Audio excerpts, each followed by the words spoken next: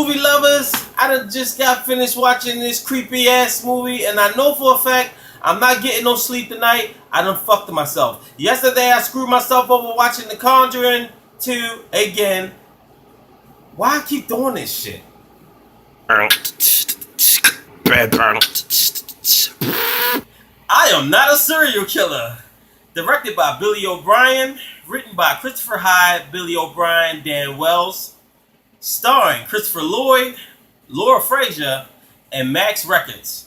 This movie really fucked my mind up, and I walked into this movie unexpectedly, but it was really good, and I love the trailer because I love how the trailer just didn't give away anything, because you know most movies today just ruined the whole damn movie because you basically can figure out the whole damn movie.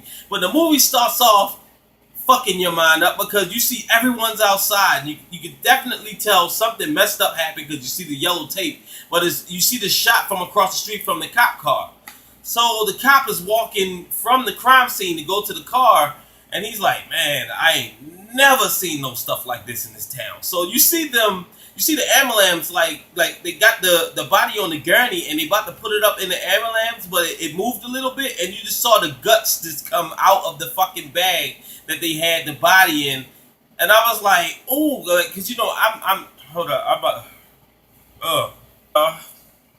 a little flabbergasted because when I see guts in movies, I have a weak stomach for that shit. So I'm like one of those guys that will actually throw up. Just me talking about it makes me throw up. And like I said, this movie shows guts. Shit that will just make you barf. If you just have a weak stomach, this won't be your movie. But if you can strung it out. Okay, so we get into this guy played by Max Records. His name is John. And John is not your typical kid. You know, John is a little weird. You know, John works in a morgue with his mom. And, you know, he helps her out with the bodies and everything. So, you know, you can expect a kid working in a place like that, you know, mine will be a little different. So he's at school, you know, he got, you know, bullies messing with him. You know, and he's a cool kid. You know, he's a good kid. You know, he chills with his neighbor, played by Christopher Lloyd. And overall, he's just a good kid, but he's a good kid that just manifests these weird thoughts. And in school, the principal called his mom there because he's like concerned about, you know, her son. Like, listen, he's writing these weird things and he's, you know, doing these weird drawings, and I just don't understand why, you know, why is he talking about killings? Like, why is he talking about serial killer stuff? And the mom is like, well, you know, we trying to work on that because, you know, the son do have an issue. What was his condition? It was like a weird condition too. It was really strange. But he had a weird condition. She never know. He has a weird condition, and it was, you know, really strange, you know, because the mom is really trying to deal with that. So that's hard on her. Like, she's trying to deal with that, but like it got so bad to the point that she told her son she didn't want her son to work back at the morgue. So like each time that he talked to his therapist, and you know, he was asking his therapist questions and things like that, and he said he was letting him know about how he had, you know, thoughts of killing someone or want to know what it would be like to take someone's life. And before you knew it, right then and there, he will follow this one person. He would see this one guy with this blue jacket on, he was kind of weird. But then, like, when the guy met up with Christopher Lloyd, and then they went out to the ice play, because I guess they're supposed to have been fishing, so that's why he took the chainsaw to cut the hole in the ice and kick the ice in.